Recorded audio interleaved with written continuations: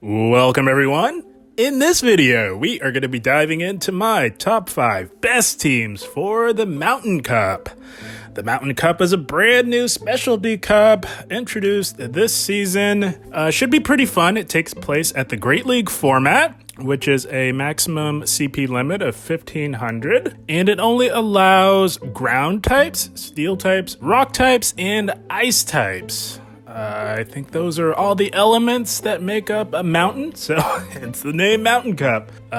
So yeah, should be pretty fun. It'll be running alongside the Ultra League for week 2 of the first cycle of Ultra League. So always nice to have a nice little break and shake up. Another interesting cup that you can delve into if you get a little bit stale on the Ultra League. And if the Mountain Cup's not for you, you can go right on back to what you know in the Ultra League and still have some fun there. So always nice to have some options. And without further ado, let's dive right into team number 1.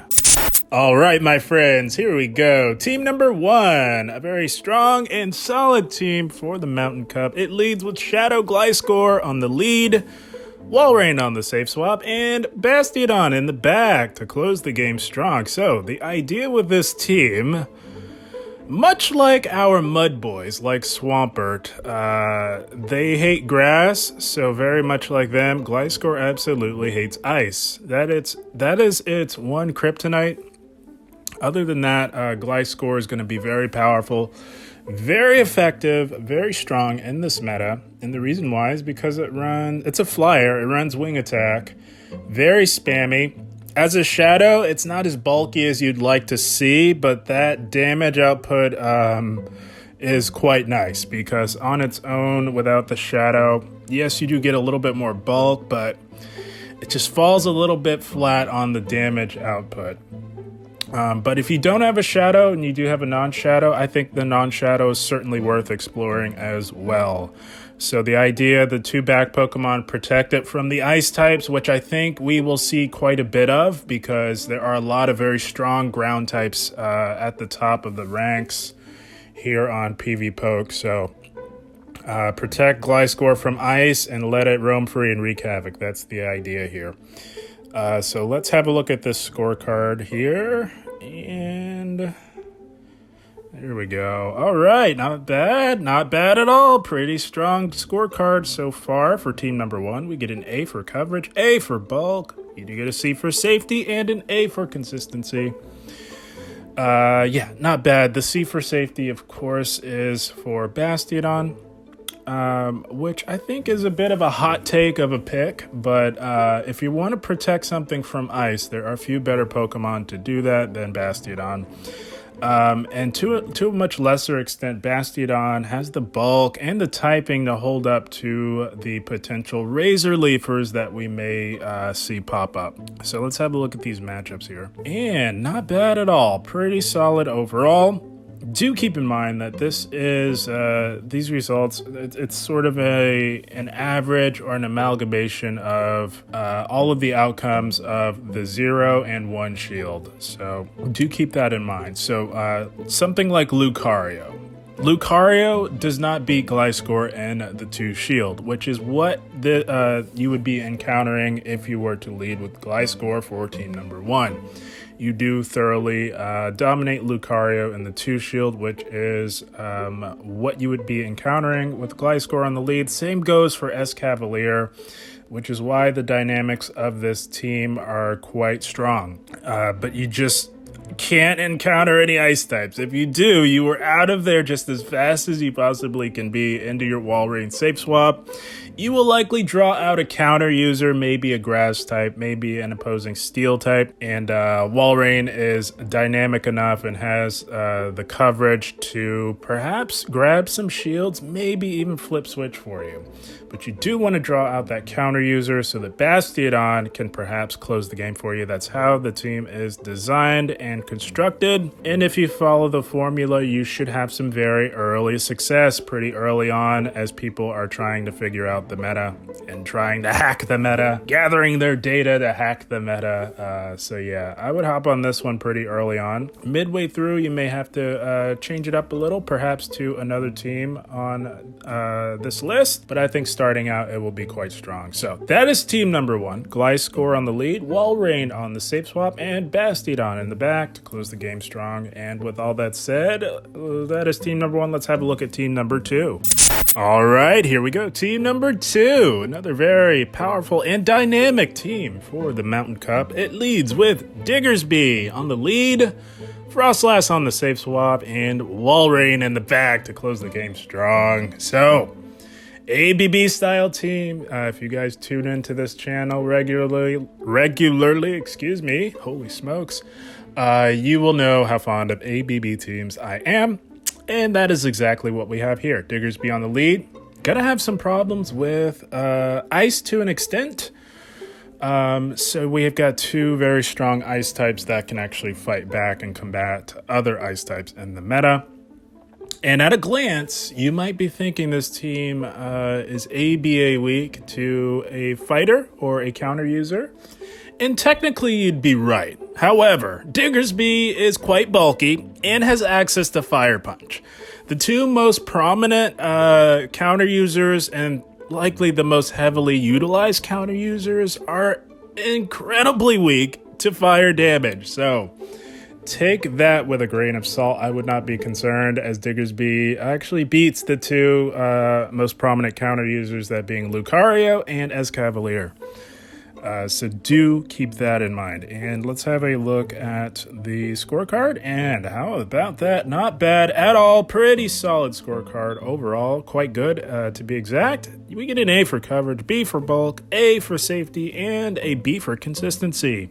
Not bad at all, really. And let's have a look at these matchups here. So we all know by now Diggersby is going to be very strong. And for a while, it was actually ranked number one until very recently, I believe. I checked it this morning, and Diggersby is no longer ranked one overall. That title now goes to Escavalier. But Diggersby is still up there. I think it's actually number two right now. And that's for a good reason. It's very powerful, very strong, very tanky, very dynamic, has coverage on steel like you wouldn't believe. Both of its recommended charge moves hit steel pretty hard for super effective damage. And as I mentioned, if you do encounter an Escavalier or a Lucario on the lead, Diggersby will shine in the end, because those two Pokemon are not known for their bulk, and they take massive damage from fire-type damage.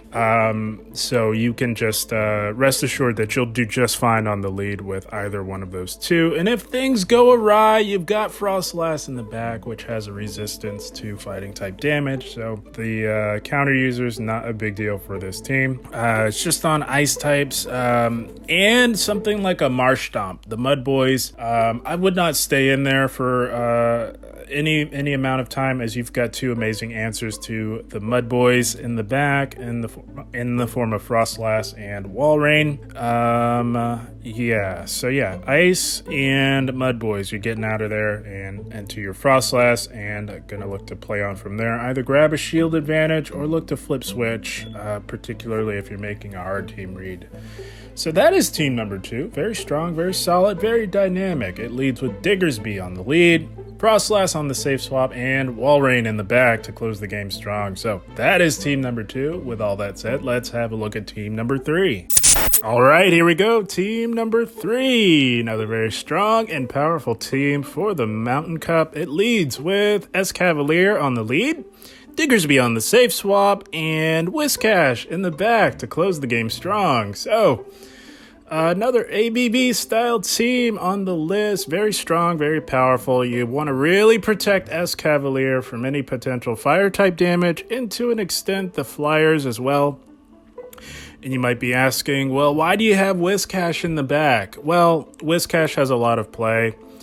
It adds an added layer of steel type coverage, and if you don't have one, or if you're not comfortable with using a Whiscash, you can certainly use Galarian Stunfisk. In fact, you get the same exact scorecard But for now, we are rolling with Whiscash just because of that one-shot potential on those potential Gliscors with the Blizzard. So let's have a look at the scorecard here. Not bad, very solid, very strong. Identical to team number 2. We get an A for coverage, B for bulk, A for safety, and a B for consistency. Not bad. You don't get much better than that. And as I mentioned earlier in the video, Escavalier has supplanted Diggersby as the number 1 pick overall, and that is for good reason. Look at all the wins it gets in this meta. It is absolutely insane. This thing is quite strong, quite powerful. Definitely worth running, especially on team number 3. So like I said, you're going to have some problems with potential fire type damage. Luckily, we don't have too much of that in this cup. Of course, Diggersby, the most notable Pokemon with fire type coverage. There are some fire types in this meta, but I'm not sure we will see them, and if we do, it'll be as the cup begins to wind down, as people have analyzed and figured out ways to hack the meta. But early on, you're not gonna have to worry about it. And I think the only fire type that would give Escavalier the most trouble, I think, would be Camerupt, and Camerupt not known for its bulk. So do keep that in mind. Escav, very strong in this meta. And we've got fire type protection in the back in the form of Whiscash. So yeah, you're not going to be swapping out too often, I must say. And honestly, it is recommended that you run Megahorn, although you might want to consider running Aerial Ace, and I don't often recommend running that move. It's a terrible move, but I do think that on the lead, if you were to encounter something like a Gliscor, I think having that sort of coverage would be nice. I think Gliscor is going to be quite common because it is very strong in the meta, so that might be something worth considering. Aerial Ace in the place of Megahorn, but it is recommended that you go Megahorn. So yeah, that's really the only lead that you're kind of swapping out on. Everything else, you're going to be doing just fine on the lead. If you were to encounter it in the mirror, I know it was very popular. I do believe it was the Fossil Cup where a lot of people were running Acid Spray for the mirror matchups. That's an option as well. Very risky move to run. I think Aerial Ace is a nice happy medium. So yeah, do consider that. I think if you encounter Escav on the lead, you're going to want to stay in there a little bit.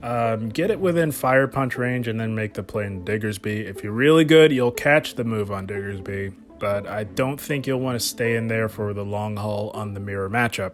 You do have Whiscash as well as an added layer of coverage, so arguably you don't need to stay in there at all, but I would dance around with them a little, catch the move on Diggersby and play on from there. But other than that, you're not going to have to worry about too much running Escav on the lead. Very strong, very powerful. Very good scorecard, very strong team overall, and it is Escav on the lead, Diggersby on the safe swap, and Whiscash in the back. So with all that said, that is team number 3. Let's have a look at team number 4. All right, here we go. Team number 4, another very strong ABB style team in the Mountain Cup. It leads with Marshtomp on the lead, Skarmory on the safe swap, and Registeel in the back. Now, you can safe swap Registeel as well. In fact, if you encounter a grass type on the lead, I would highly recommend going into Registeel, because you never ever want to go into your hardest counter. You always want to go into your soft counter as a safe swap. But this is a very straightforward team. They banned Swampert, but Marshtomp is allowed. That's the next best thing. So yeah, it's going to be very strong on the lead. Runs Surf and Mud Bomb. That's some pretty stellar coverage in this meta, with the exception of grass types, which is why we've got 2 very strong, bulky steel types in the back to thoroughly protect it from any sort of grass type damage whatsoever. Let's have a look at the scorecard here. And not bad. Very strong, very solid overall. We get an A for coverage, A for bulk, C for safety, and a B for consistency. Not bad at all. Let's have a look at these matchups here. So Marshtomp on the lead is going to be very strong, very solid, excellent steel type answer. And the fact that it runs Surf is amazing because that allows you very strong play up against the ground types like Diggersby and Gliscor, which I do anticipate we will see a lot of. Marshtomp just does not care for grass types, of course, and ice types to an extent. It will struggle up against the very strong ice types again, which is why we've got these two steel types in the back. And if you're met with a grass type, you're going into Registeel. Any other lead that is less than savory, you're going into Skarmory. As we can see, Skarmory, quite powerful. Might be a little bit slept on in this meta. Skarmory is going to have a lot of play in this meta. In fact, so any grass or ice type lead, you are getting the heck out of there into either Skarmory or Registeel. If it's grass, it's Registeel. If it's ice, it's going to be Skarmory. And anything else on the lead, you're going to stay in there on. And you should have a very fun time with this team. So that is team number 4. Marshtomp on the lead, Skarmory on the safe swap, and Registeel in the back to close the game strong. So that is team number 4. And with all that said, let's dive into team number 5. All right, here we go. Last but certainly not least, another dynamic and strong, and might I say, the most fun team on this list. Team number 5, leading with Frostlass on the lead, Escavalier on the safe swap, and Lucario in the back with shields to close the game strong. So this team, it's going to be very strong, very fun. This team's going to be a lot of fun. It's going to be very dynamic and quite effective, I do predict, in this Mountain Cup meta. Frostlass doesn't care for steel types, although it does have coverage against steel types. And we've got 2 of the best steel type answers in the back. They are just very squishy. The whole team overall, I must say, not known for its bulk. It's saying something when Frostlass is the bulkiest Pokemon on a team. But this team does have some firepower, let's just say. Let's have a look at the scorecard here on team number 5. And look at that F for bulk. Holy smokes. Oh, man. Yeah, I know that sticks out like a sore thumb, but take that with a grain of salt because there are going to be few things left standing with the amount of firepower that you have on this team. We get an A for coverage, F for bulk, no surprise there, A for safety, and a B for consistency. So let's have a look at this scorecard. Like I said, you're protecting Frostlass from the steel types. Frostlass is going to dominate the ground types, going to dominate the grass types, has some very strong play against ice types as well. It's just something like a steel, like a Registeel or a Bastiodon, you're going to have some problems with, which is why we've got 2 hard-hitting counter users in the back. If you encounter a steel type, you're going in the Escavalier, and you're going to look to play on from there. You will likely draw out a flyer, which is what you want to do, and then preserve all your shields for Lucario unless you're making a hard team read and making your decision to shield based upon that. Lucario with shields beats just about everything in the entire meta. So very simple dynamic, nothing to really hammer home. Very simple yet effective team comp here. You're swapping out on steel, drawing out a potential flyer, coming back in with Frostlass, taking it out, preserving your shields for Lucario to just absolutely obliterate the remainder of your opponent's team. That's how the team is designed. It's designed to give you results. So that is team number 5. Frostlass on the lead, Escavalier on the safe swap, and Lucario with shields to close the game strong. And that about wraps it up for my top 5 best teams for the Mountain Cup. Like I said, should be a lot of fun. It'll be a nice, interesting change of pace from the Open Ultra League. If you've gotten a little stale on it this past week, you can dive into this Mountain Cup meta, see what's up with that. And if you don't like that, you can go right back to what you know in the Ultra League. But like I said, either way, it's always nice to have some options. But guys, I had a blast. I hope you all enjoyed. As always, I thank you for watching and keep up the grind. Thank you, guys.